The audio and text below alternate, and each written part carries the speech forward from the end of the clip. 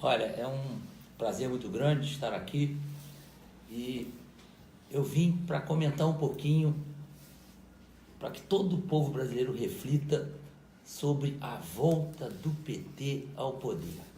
O PT na oposição é até um partido bem eficiente.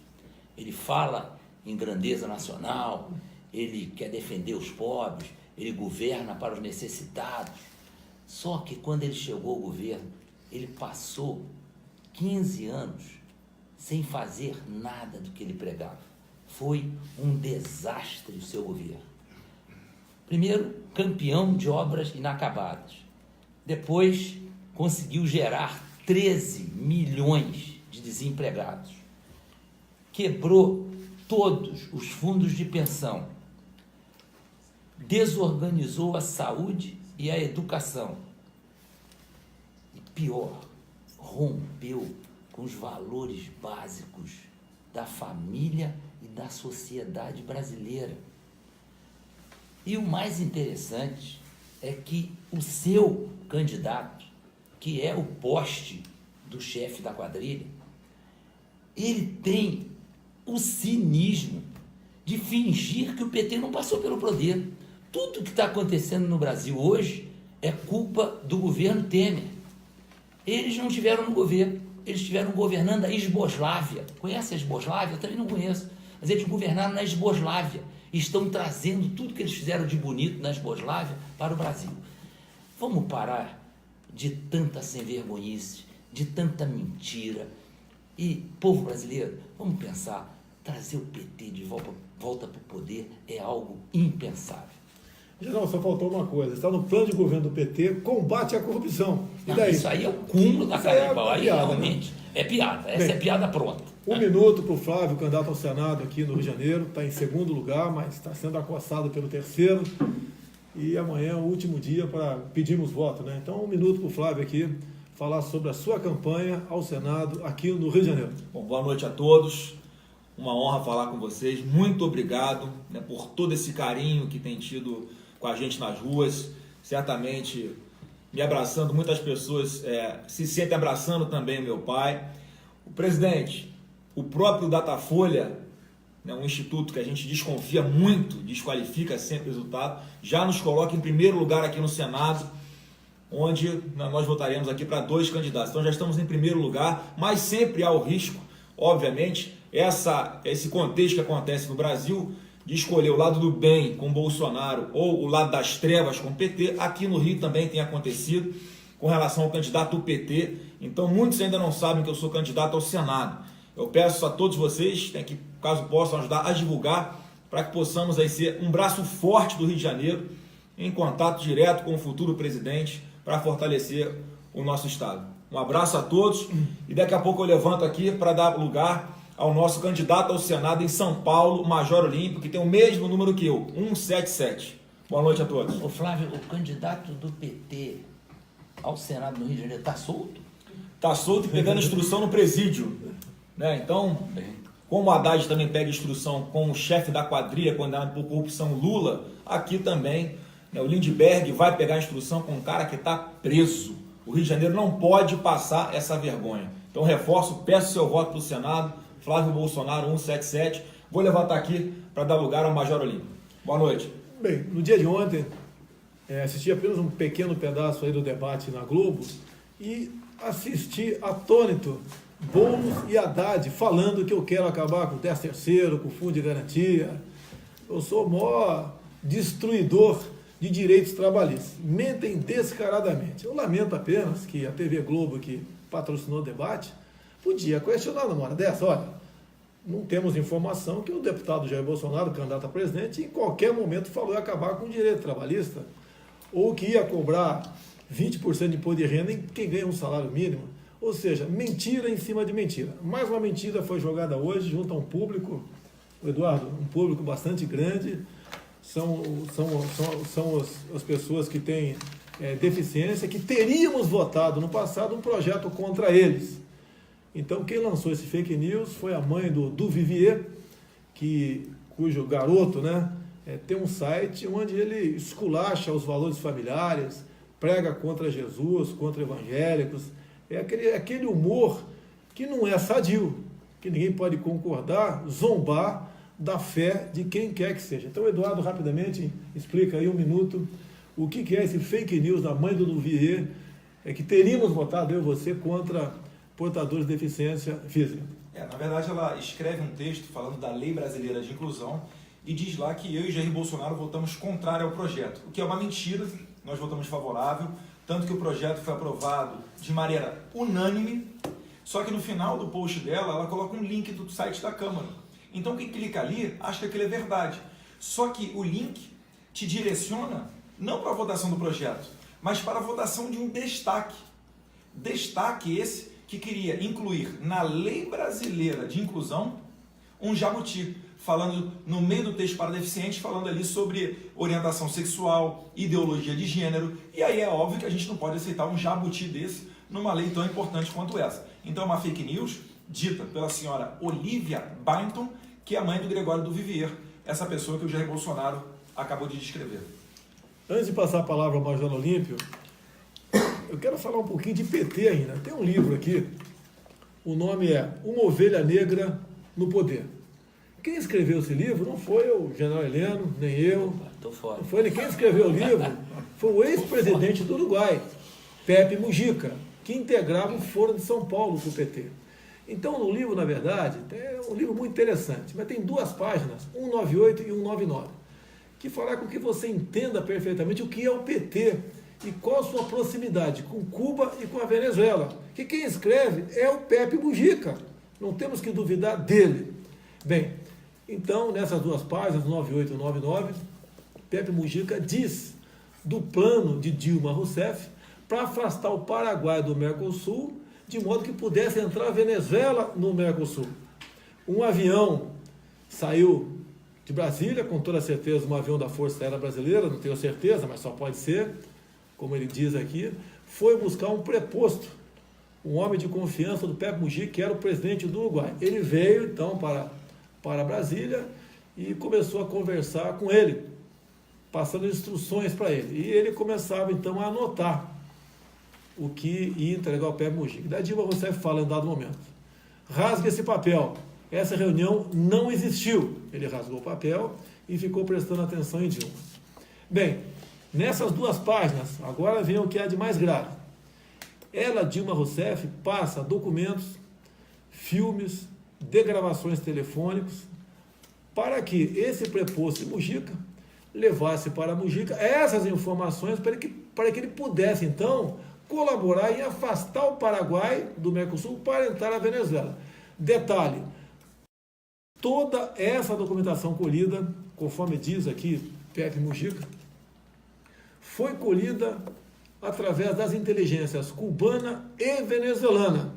Resumindo, Pepe Mujica diz que Dilma Rousseff tomava decisões de Estado dentro do Palácio do Planalto, ouvindo as inteligências cubana e venezuelana.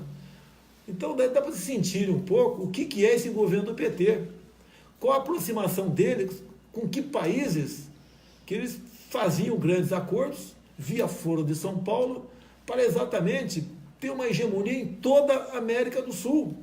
Inteligências cubana e venezuelana trabalhando dentro do Brasil, trabalhando no Paraguai também, para exatamente atingir um de seus objetivos de governo, que foi atingido. Pepe Mujica votou favorável, o Paraguai foi afastado do Mercosul, até porque naquele momento que vinha impeachment, foi afastado o presidente do Paraguai, e entrou então a Venezuela do Mercosul. E deixe bem claro, o Mercosul foi criado com boas intenções, mas depois ele foi sendo politizado, passou a ser um instrumento ideológico de comércio aqui no Brasil. Até essa questão, quando via instrução normativa, o Brasil assina uma instrução normativa com o Equador para importar banana do Equador diretamente para o CEAGESP em São Paulo. Vocês podem perguntar, né? Vamos fazer comércio com o mundo todo, nós somos liberais, mas cadê a lógica, general, de importar banana do Equador? E a banana começou a chegar já, então, essa instrução normativa de 2014, começou há pouco tempo chegar no CEAGESP em São Paulo. Ela dá uma volta de 10 mil quilômetros via Canal do Panamá para chegar no Porto de Santos. Até temos um candidato agora, lá do Vado Ribeira, um tal de Baber, né, que integrou a Associação de Bananicultor do Vado Ribeira, que várias vezes conversou comigo sobre esse assunto, tive 2 vezes conversando com ele lá. Ele é um dos nossos candidatos a deputado federal por São Paulo. Espero que o pessoal do Vado Ribeira dê o devido apoio. Lógico, se eu for presidente, na canetada, né, chama o ministro da Agricultura, que vai ser ministro da Agricultura e Meio Ambiente, um super-ministro, e ele, com a canetada, a gente faz o devido contato com as embaixadas, obviamente, e bota um ponto final nisso. Mas o Baber é importante, porque, afinal de contas, né, o Vado Ribeira não é apenas problema com a importação de banana, não. Tem questões ambientais terríveis, tem questão da indústria da demarcação de terras indígenas, que está se fazendo presente com muita força na região, querem acabar com o Vado Ribeira.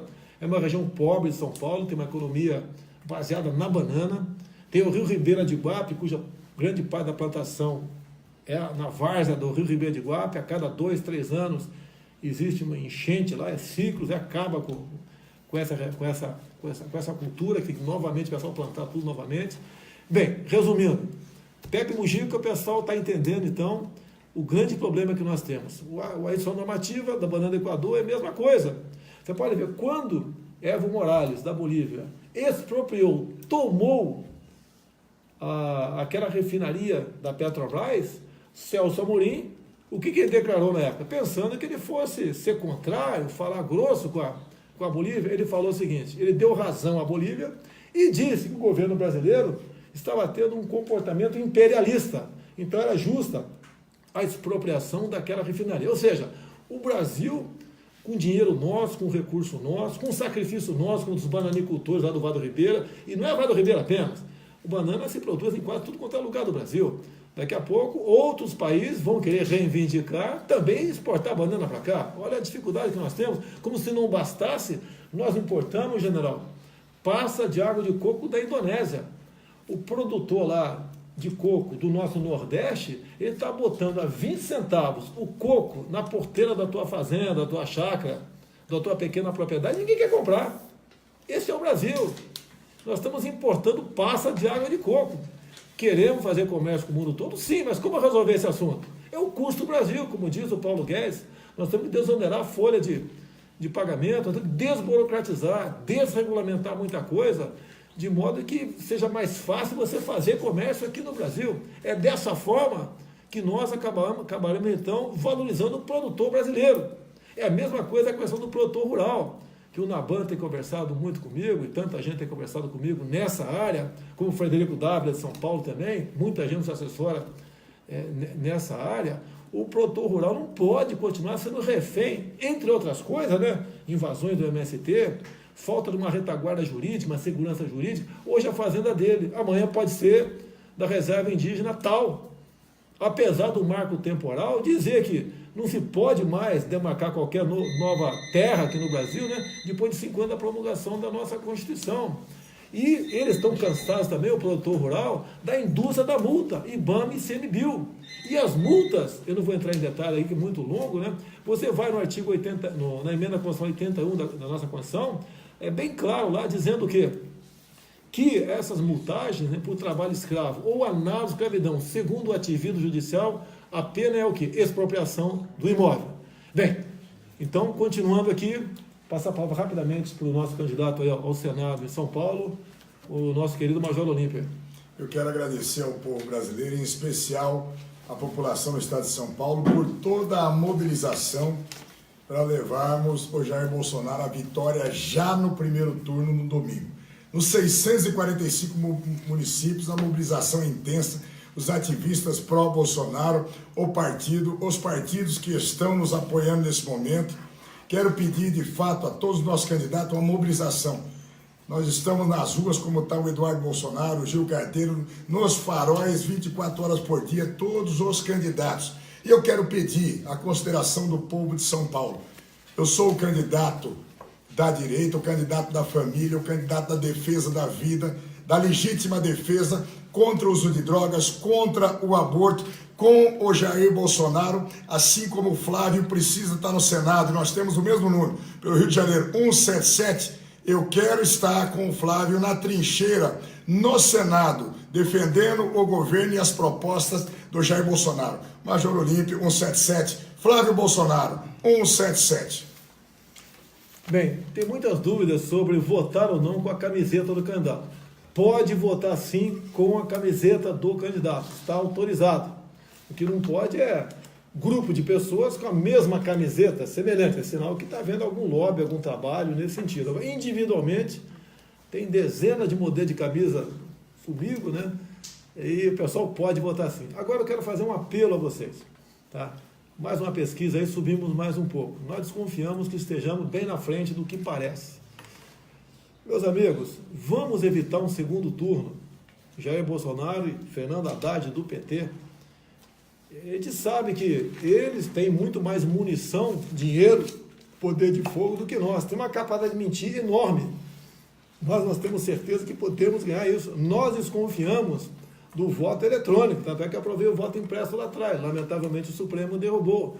Vamos acatar qualquer resultado das eleições, não há dúvida que vai acatar.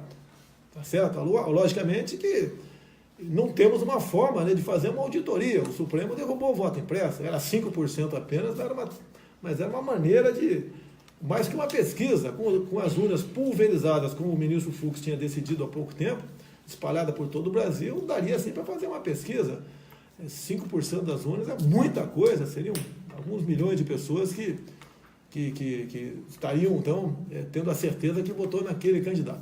Então, o que a gente pede, com todo o respeito que eu tenho aos demais candidatos, sem citar nome aqui, tem bons candidatos aí, tudo bem, mas votar nele é insistir, é fazer com que se jogue isso para um segundo turno.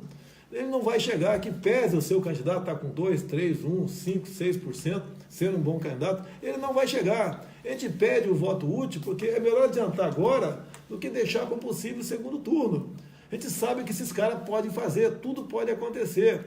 Mais ainda, pelos números que nós estamos vendo aqui, o último número, se eu tiver mais 6 milhões de votos, a gente liquida a fatura no primeiro turno. Então, se cada um de vocês, que acredito que vão votar, me arranjar mais meio voto, ou seja, cada 2 pessoas, cada família me arranjar mais um voto, dentro da própria família, que ia votar em outro candidato, ou ia anular, ou ia votar em branco, ou ia se abster. Conseguir isso aí, nós decidimos a fatura no primeiro turno. Então nós temos tudo para ganhar no primeiro turno, e ganhamos então 3 semanas para a gente montar um ministério enxuto, com no máximo 15 ministros, que possa realmente representar os interesses da população e não de partidos. Há poucos dias recebemos o apoio da Tereza Cristina, do DEM de Mato Grosso do Sul. São 260 e poucos deputados e senadores que hipotecaram solidariedade a nós, no primeiro turno, inclusive. Isso é mais do que uma sinalização, como já dissemos no passado, via o trabalho do Onyx Lorenzoni, que conversamos com 120 e poucos parlamentares, que querem estar conosco, governando o país, sem o toma lá da cá. Existe muitos deputados e senadores bons dentro do parlamento. São essas pessoas que estão se chegando para o nosso lado e não querem mais participar, fazer política, né, como outros fizeram até o presente momento. Então, o voto útil, eu apelo a vocês, assim como apelo aqui para E fechar essa candidatura no primeiro turno significa uma grande economia para o país e vai permitir que as coisas sejam tratadas com maior antecedência, o período de transição fica maior. Isso vai dar um respiro muito grande para a sociedade brasileira. Pensem nisso. Eu estou aqui com o Gil Diniz do meu lado também, é um dos candidatos nosso a deputado estadual de São Paulo. Que apelo que eu faço? Nós temos uma página, bolsonaro.com.br. Você abre, ali tem as 27 unidades da federação. Se você for, por exemplo, da Paraíba, tu clica lá. E lá, então, tem a relação dos candidatos a deputado federal e deputado estadual, bem como do Senado, e em alguns estados tem governador. A gente pede que você escolha, lá na Paraíba, escolha, por exemplo, Júlia Lemos, tem bons nomes lá, entre outros. Vote nele. Porque o que acontece? Vamos voltar para São Paulo, que eu conheço bem São Paulo, que é o estado mais complicado, tendo em vista a quantidade de cadeiras que tem. Se não me engano, são 70 para deputado federal e 94 para deputados estaduais. Mas olha, para federal, por exemplo, o coeficiente está em torno de 300 mil. E quem não tiver 10% disso, quem não tiver 30 mil votos, não chega. Então nós achamos que podemos fazer 8 deputados federais em São Paulo, com a votação do Eduardo, com a votação dos candidatos, com a votação de legenda. Mas se nós não tivermos 8 deputados com 30 mil votos, essas cadeiras são preenchidas por outros partidos. Então você quer votar na legenda 17 em São Paulo, no Rio, na Roraima, seja onde for, vamos, tá, buscar alguém nosso, que você vai encontrar alguém que se identifique, se não achar ninguém, pega um dos primeiros da lista ali e vote nesse candidato. Por exemplo, Roraima, temos tudo para fazer o Deilson, que usa o meu nome, inclusive, Bolsonaro, temos tudo para ter um garoto humilde, de família simples, que tem um profundo conhecimento da região, que me assessora muito com números, com dados, para se eleger deputado federal. Então esse apelo que a gente faz a vocês, na reta final, vamos buscar o 17 presidente, 177, o senador aqui por São Paulo, o Major Olímpio, o Flávio Bolsonaro, a mesma coisa aqui, o Gil Diniz, deputado estadual, tantos federais pelo Brasil, a gente precisa disso e apela para vocês nesse sentido. Vamos praticar o voto útil, vamos cada um arranjar mais meio voto para presidente, que nós liquidamos a fatura no primeiro turno. Quanto tempo temos aí? Temos mais 3 minutos ainda? Não, 30 minutos. 30, então vamos encerrando aqui. Alguém quer falar mais uma coisa rapidamente aí? Não, eu ia falar sobre a Manuela Dávila, que convidou o Mujica para ser vice-presidente da URSAL, União das Repúblicas Socialistas Sul-Americanas. Ela é comunista. Não pense que o comunismo acabou. Eles não desistirão jamais. Bem, amigos, muito obrigado. Amanhã às 8h30 faremos então a última live e a gente espera realmente trazer boas informações a vocês e pedir mais uma vez o carinho de vocês, o empenho para nós mudarmos o destino do Brasil, eliminando de vez o fantasma do PT que nos assombra a todos. Boa noite, muito obrigado a todos, um bom jogo agora, Flamengo e Corinthians. Valeu!